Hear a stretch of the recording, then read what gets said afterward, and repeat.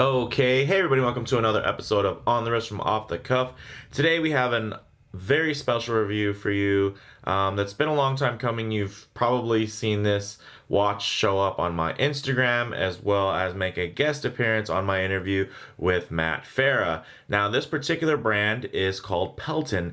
Now, they were founded back in 2016. They are an American-made brand. And that is something that's very special and will be a topic that keeps on coming up throughout this review. So if you value American-made products, then you will definitely value that aspect of this watch and this company. If that's not a really big deal to you, then you might not really understand kind of the importance of this particular timepiece. Now, Pelton is a microbrand startup with their sights set on really that entry-level luxury market. And when I say luxury, I mean truly luxurious. This is by no means a watch that is for everybody in its design, in its execution, even in its very concept. This thing is not for everybody, but for those that it is for, this is a true gem. And I think the brand itself is really something special to keep an eye on in the future. So really, Pelton aims to provide value through small batch, handcrafted, US produced cases and bracelets. That's right, these are actually produced, not just assembled in the States, which is an admirable thing. And really, I just think that whenever the designers and the salesmen and kind of the team on a brand are involved in the watchmaking, that's great. In this case, you kind of get the next level where really this whole brand, this model, and everything that comes out of Pelton is really just a passion project for the owner who's behind the scenes right now. He's the only guy who makes these. He's the only guy who designs them and assembles them. It's a really pretty much a one-man show, and it is quite a show at that. So let's go ahead and take a closer look. Okay.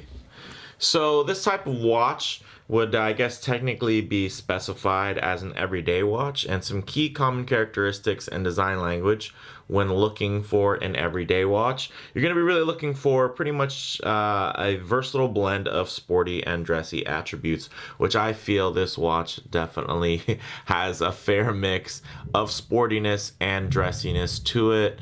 And as you can see here under the studio lights, this thing is just fully faceted and just done up to the 10th degree here, and it's just very, very impressive. The tolerances are all super tight, as you can see there, and it's just really, really finely done. A fine timepiece as far as just the pure watchmaking side of it and the execution if you're looking for something that is of high quality. Now, this particular model is called the Perseus, and this particular spec is the blue dial with the sunburst finish.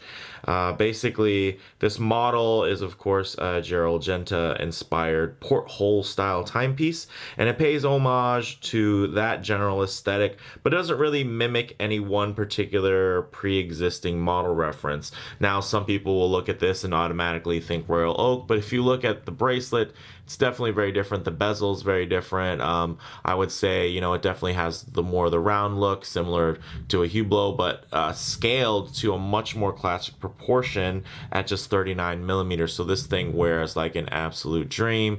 And this H-link bracelet is just excellent. It does have that similar aesthetic that the AP Royal Oak has as far as that kind of sharpness and flatness, which play with the light really, really well, as you'll see when we get to some of these low light transition shots. But even here under the studio lights, you can see that there's so much just play in the light, the way that these really deep brushings reflect the light is something very special. And I mean, it's even deep to the touch. When you put your finger on it, you can actually feel the texturing there. So it's not by any means a super fine, super soft brushing like you would find on maybe like an oyster bracelet or a diver that's really meant to just be, you know, infinitely comfortable.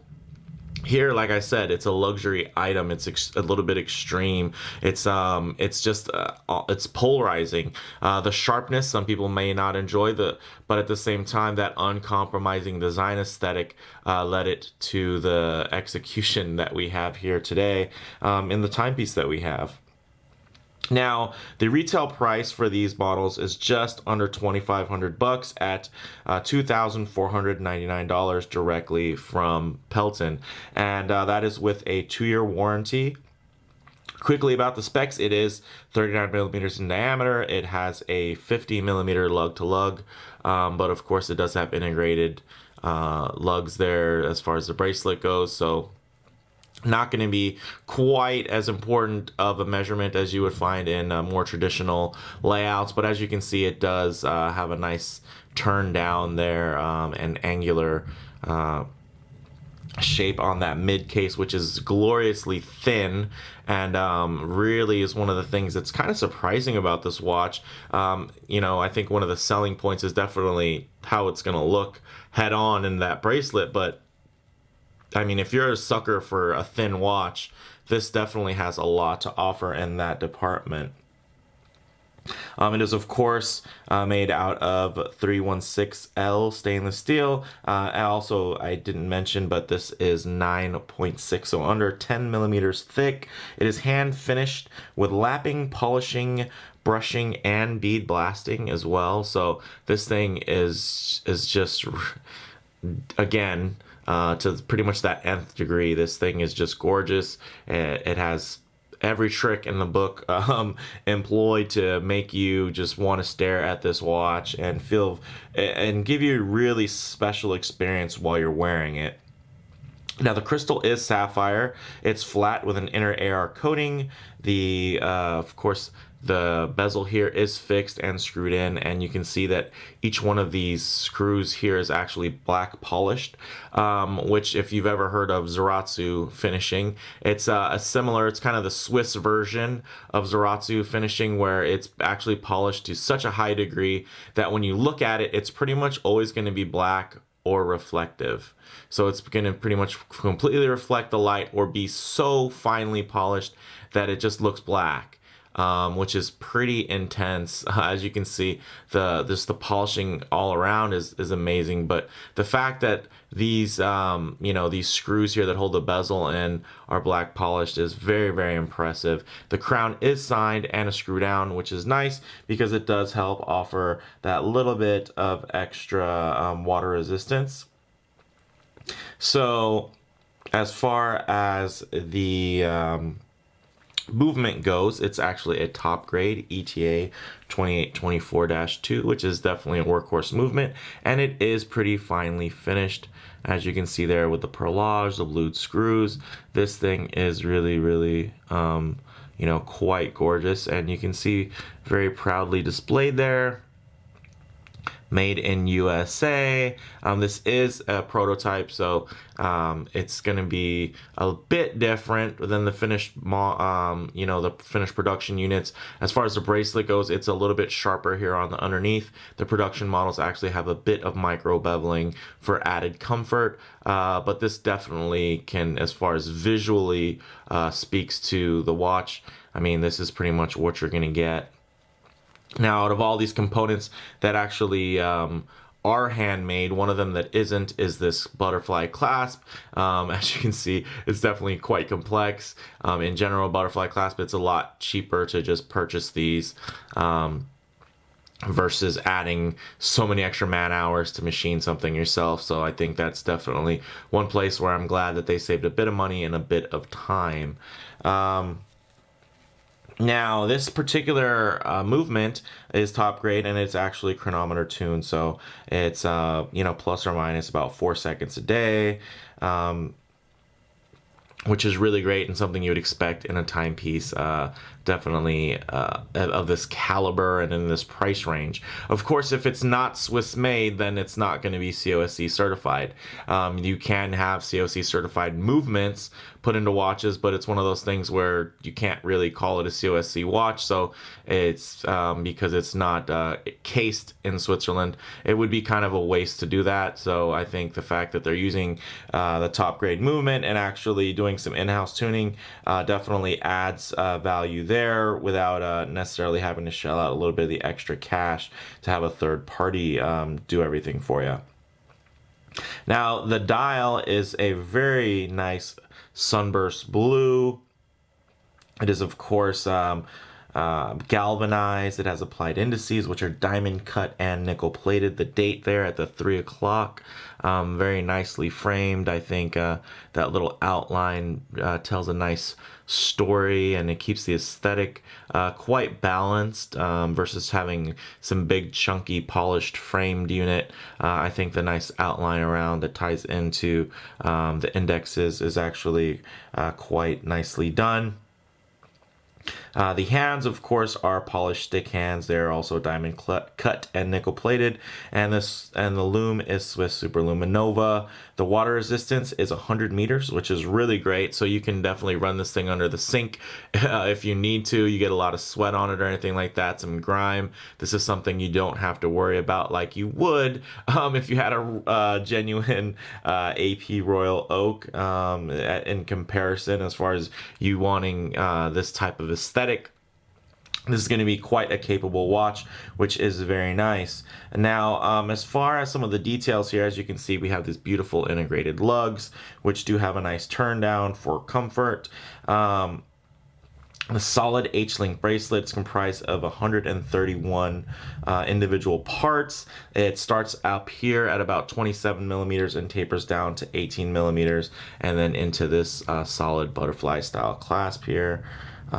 Really quite gorgeous. So let's go ahead and get this on the wrist. Okay, now as you can see on my 7 1/4 inch wrist, this thing wears about perfect. I'm gonna get a little bit more of my arm in there so you can get an idea of scale. That 39 millimeter width is absolutely perfect. It's just so dialed in. You'll find that most designs like this that are in kind of the more affordable end are going to be plus sized up in that 42, 43 millimeter range. So it's really refreshing to have that 39 millimeter option. Of course, because of the shape and then the way the bracelet is, this is going to have tons of wrist presence. It doesn't need to be a large watch to give you that wrist presence and really just wear absolutely magnificently. As you can see there, lays very, very flat, ready to go underneath the cuff. And this thing is just wrist candy. This is absolute eye candy. Look at the way it plays off of the light there. This thing is a light show. So absolutely gorgeous. Can't say enough about this thing as far as the experience on the wrist. Also, as you can see, my arm is not very hairy, but from what I'm told, there are plenty of hairy-armed owners of this watch, and it does not pull any hairs, which is really nice. Maybe those tolerances are absolutely so tight that hairs can't even get in. Who knows? I actually wouldn't doubt that if that were the case. So let's go ahead and get some low light transition. All right, let's go ahead and hit the lights. Now, as you can see, the Lume is very nice and quite strong. Of course, though, this isn't a diver. It's not meant to be some type of Lume beast. It is just very elegantly designed and quite refined in its look. It's definitely something that's meant for you to be able to read in the dark, but it's not trying to be a pocket torch by any means. So I'd say this is very nicely applied and really the appropriate amount of Lume there for, the mission statement of the watch. So my studio lights do a great job of simulating, that full-on direct sunlight. But what I like to do is get these low-light transitional shots here so you can really get an idea of how this watch is going to actually wear and look when you're going in and outdoors, coming in and outside of a vehicle. You just definitely get a better idea of the true kind of color palette that you're working with there. And then, of course, that finishing, you can really read the brushing. That directional brushing is quite nice when you see it in the low light. Normally, studio lights will really just wash that type of stuff out. Here you get to see that it's definitely really quite a sight to behold. Almost scarily sharp there, as you can see those transitions from brushed to very, very high polish, mirror polish levels. As you can see, wow, just gorgeous. So, I mean, I can't emphasize enough that this watch is just such a special experience on the wrist for a lot of reasons. Of course, the look of it, it's not a very common look. You don't see these types of designs every day. Although there are quite a few homages to the porthole style, Gerald Genta style case, many of them are quite high end. And on the opposite side, there are some that are very, very low end. And I think there's not something that's in that middle ground where you're getting quality and you're getting attention to detail and you're getting a very luxurious experience. And I think that's where Pelton is kind of the first attainable option there. I mean, and this is quite attainable, especially considering this is directly from Pelton. You're really getting a hell of a deal. As far as on the wrist, of course, it does have some very classic, really just perfect proportions, very balanced wear. It wraps around the wrist just so well and lays so flat. Now, model variants wise, you do have a silver dial model, which I feel is quite luxurious and really gives that such an amazing look, and really, I think stands out the most. I do enjoy the blue dial. Of course, I love blue dial watches. Extremely versatile. There's actually also a brown dial and a gray dial. So there are quite a few options. All of them are gorgeous. But, at the end of the day, it really depends on where you feel this type of watch can fit into your collection. Now, as far as comparable models go, you heard me mention the AP, the Audemars Piguet, Royal Oak. Now, that's a 20 plus $1,000 watch. So 20K, if you don't have it, you may never wear a watch like that. Hey, maybe you can get one gray market for about 18K and save yourself some money. But at the end of the day, that's not for everyone. Something a little bit more attainable would be something like the GP Laredo, which is right around 8K, so around $8,000. Really cool piece. I think it's quite handsome. And then a little bit even more attainable in kind of that $6,000 range, you got the IWC Ingenieur line. That's also quite a handsome piece. But then $6,000. And again, I mean, inside you're going to find an ETA movement.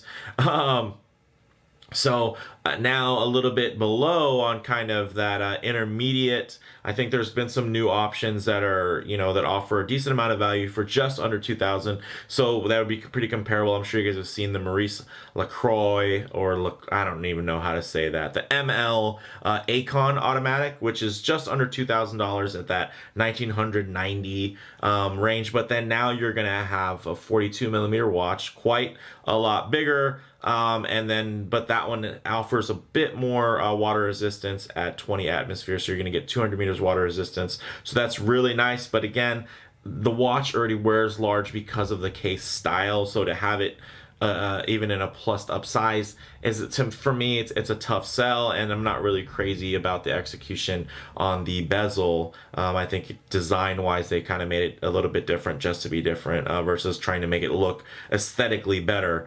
And then there's one other option that I think it could be somewhat comparable, kind of a modern, more organic take on the porthole style watch, would be the Dietrich Time Companion at 1875, also plussed up in that 42 millimeter range, but even less water resistant at just 5 atmospheres, which is 50 meters.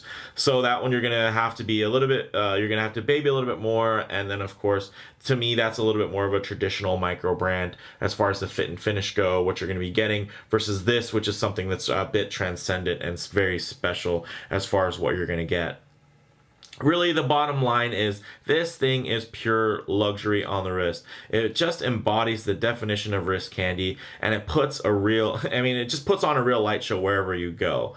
The price isn't for everyone, but neither are luxury timepieces. Not everybody's looking to spend a lot. Not everybody wants to spend $500 on a watch, let alone $2,500. So, it's understandable. This isn't going to be for everyone.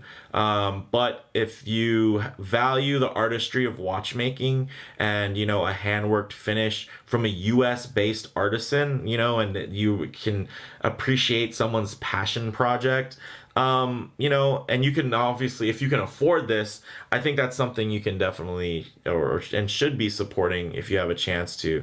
I think this could really be the watch for you. I gotta say, very impressed by this timepiece.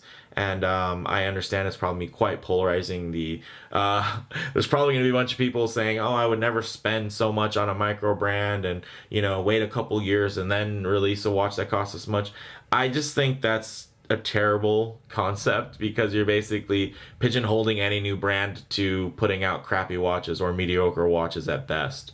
So I think if a brand wants to come out and make something luxurious and something high quality, then of course they should do it. You know, why taper back to so that people can buy something that you're not even passionate about making? He's not trying to make an everyman's watch by any means. The team over at Pelton, they're actually, I think, producing something that's a lot more special, and I think that's the best thing about it, that it's uncompromising and it's very unyielding in its design.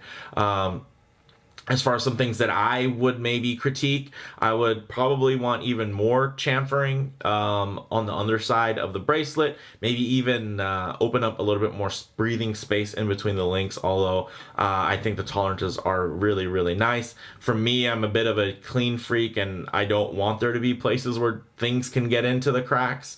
And then because of the really small crown, and it's also polished, as far as getting a grip on it, you do get really great feedback when you're winding this 2824, this top grade.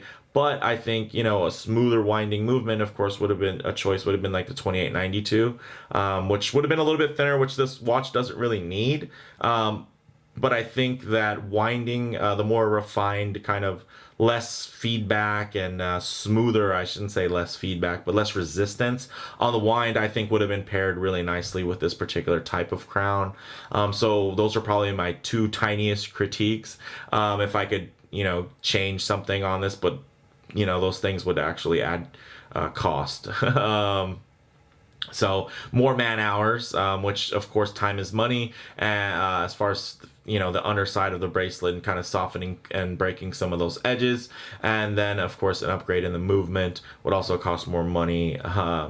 But those are just kind of, I guess, if I was gonna work on version 2.0, those are some things that I would probably address. But other than that, let me know what you guys think in the comments below. If you liked the video, please do hit like, and if you haven't already, please subscribe for more content just like this. Thanks, guys.